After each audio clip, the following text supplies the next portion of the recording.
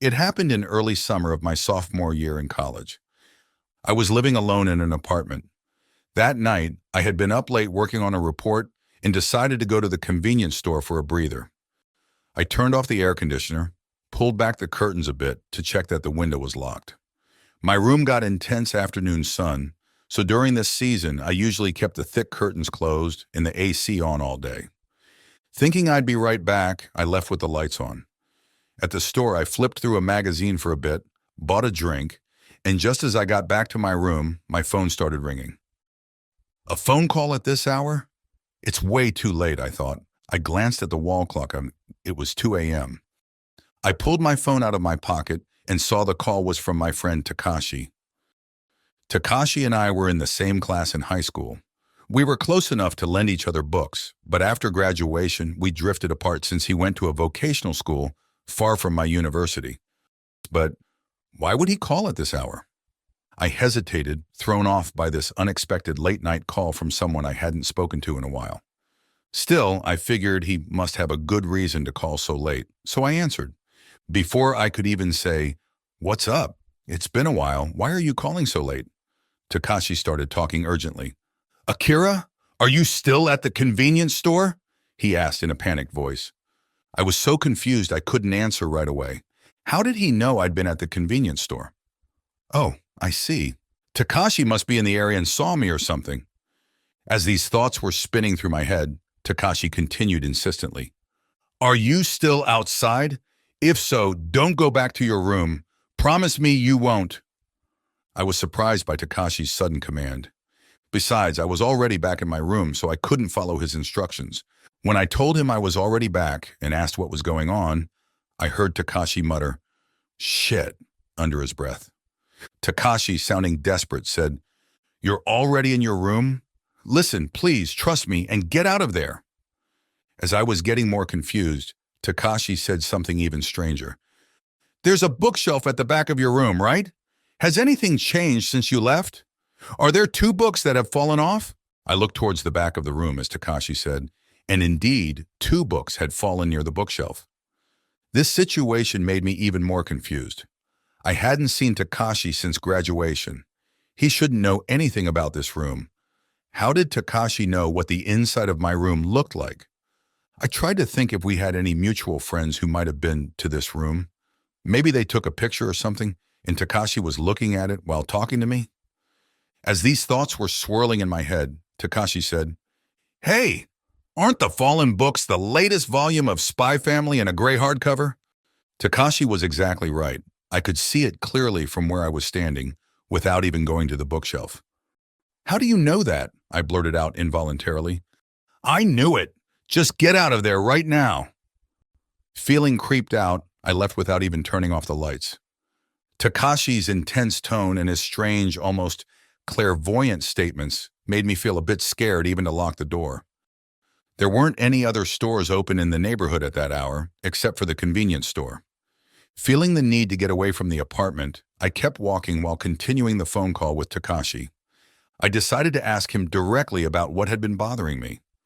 "Hey Takashi, you've never been to my room, right?" Takashi's answer was enough to confuse me even more. "I don't even know where you live, but I've been in your room. I know this doesn't make any sense, but..." Then Takashi started to tell me what had just happened to him. That day, Takashi had gone to bed as usual. It was just past midnight. He didn't know how long he'd slept, but when he became aware he was standing in a residential area at night, it was a street he'd never seen before. Takashi said he realized it was a dream. Suddenly, he saw me coming out of the apartment building in front of him. Takashi was happy to see me after so long and tried to call out, but the dream version of me didn't even look his way. He wanted to follow me as I headed towards the convenience store, but his body wouldn't move freely, and he could only watch me go. After I entered the store and disappeared from view, Takashi found he could move again. With the dreamlike lack of purpose, Takashi became curious about how I was living now. Thinking, he just came out, so he must live here. He entered the apartment building in front of him. Even though he'd never been there before, Takashi somehow knew which room was mine. 3rd floor, 3rd room from the end of the hallway. When he stood in front of the door, Takashi thought, Ah, it might be locked. But the next thing he knew, he was inside the room. Washing machine to the left of the entrance, toilet and bathroom a bit further on the right. Beyond that, a room with the lights still on. A low table in the center of the room with an open laptop. A bed against the left wall, a bookshelf against the right wall. Takashi said it felt like a room that suited me. As I listened to this, I got goosebumps. The floor, location, and interior were exactly as Takashi described. Takashi looked at the bookshelf and felt nostalgic, remembering how we used to lend each other books in high school. He went to the bookshelf and picked up a book. Oh, a new volume of this manga came out. Is this gray one a novel? As he picked up another book, suddenly Takashi felt a strong presence. When he looked in that direction, he dropped the two books he was holding. From the white wall beside the bookshelf, half of a woman's face was protruding, staring intently at Takashi. Her long hair was parted in the middle, revealing her forehead. She had fine features, but no expression, and her skin was the exact same white as the wallpaper. Takashi said the woman's face looked like a mask for a moment. "What are you doing here?" the woman's face asked Takashi. Suddenly, Takashi became terribly frightened. The moment she spoke, he felt in his body that this wasn't a dream. He clearly understood that he had come to a place he shouldn't be, somewhere he didn't belong. The woman's question was emotionless and curt, but just hearing it made Takashi feel a nauseating regret. The woman tilted her head slightly and opened her mouth. "If you are here, then I am your..." At that moment, Takashi moved as if electrified, instinctively covering the woman's mouth with both hands. He said he acted on instinct, knowing somehow that letting this woman finish speaking would be disastrous. Even though he was pressing hard, the sensation on Takashi's hands was cold, and he couldn't tell if it was the wall or the woman. The woman, too, didn't change her expression, just looking up at Takashi. Takashi was desperately trying to gather his thoughts while keeping his hands over the woman's mouth. If he kept her mouth covered, would he eventually wake up from this dream? No, was this even a dream or something else entirely? Why was such a terrifying thing in Akira's room? Had he perhaps been drawn here by this entity? What would have happened if he had let the woman finish speaking earlier? About this, Takashi had a gut feeling. He would surely die. If he had heard the woman's words to the end, he would certainly lose his life. As Takashi kept covering the woman's mouth, he felt his strength gradually leaving him. The sensation in his hands grew colder, and he almost felt as if his hands were becoming one with the wall. Soon a goosebump-like sensation began to rise in his head. Takashi almost let out a scream. The sensation turned into a buzzing noise, and finally, a high-pitched woman's voice began to echo. "Stop it!" Takashi yelled at the woman. But the words that came out of Takashi's mouth were the woman's voice, cold and accusing, enunciating each word with chilling precision.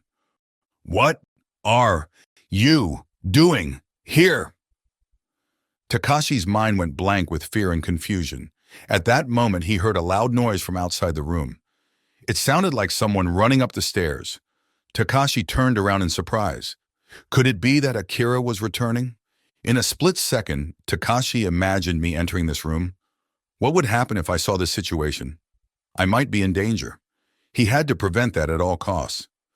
As this thought raced through his mind, Takashi felt something snap inside him. At that moment, Takashi felt as if he was suddenly grabbed by the collar from behind and violently pulled back. At the same time, my room rapidly receded and disappeared into darkness. Takashi felt a strong urge that he had to return for my sake. When he next opened his eyes, Takashi was lying in his own bed. He felt cold sweat all over his body and his heart pounding furiously. Looking around, he saw the familiar sight of his own room. Takashi was confused. It was too real and emotionally disturbing to be just a dream. He hesitated for a moment about whether to call me, but finally decided to do so. If it was just his misunderstanding, it could be laughed off, but if it wasn't, it was no laughing matter. Takashi picked up his smartphone and called me. By the time I answered the phone, the dangerous certainty he had felt earlier had returned. "Akira, are you still at the convenience store? Are you still outside? If so, don't go back to your room. Promise me you won't." After listening to Takashi's story to the end, I could only feel bewildered. When I went outside earlier, had Takashi been right near me? He said he had returned to his own body just as I was coming back from the convenience store, but I hadn't sensed anything like that outside my room. Moreover, could something like that really exist in that room where I had been living peacefully until now? I thanked Takashi and promised to return to my room after daybreak before ending the call. I walked to the station and killed time until morning at an all-night restaurant. When it got light outside and the number of cars and people increased, I steeled myself and returned to my room. The room was pitch black because the curtains were completely closed. I turned on the light in the entryway, then the hallway light, and gradually entered while peering into the back of the room. I nervously looked towards the bookshelf, but there was no face like Takashi had described anywhere on the wall. As I turned on the room light with relief, I suddenly realized something. Last night, when I rushed out of the room at Takashi's urging, I had left the lights on. In the end, the face Takashi had seen never appeared before me. Or maybe it did, but I hardly ever returned to the apartment. I stayed at friends' places, hopping from one to another, and when I needed to return to the apartment, I always did so during the day and with friends. Due to the contract, I was set to move out of that apartment 2 months later, so it was just a matter of buying time until the move. I tried calling Takashi several times to let him know I was safe, but this experience seemed to have really affected him. Even when we talked, the conversation would quickly die out, and we eventually drifted apart again. Since moving, I haven't had any problems.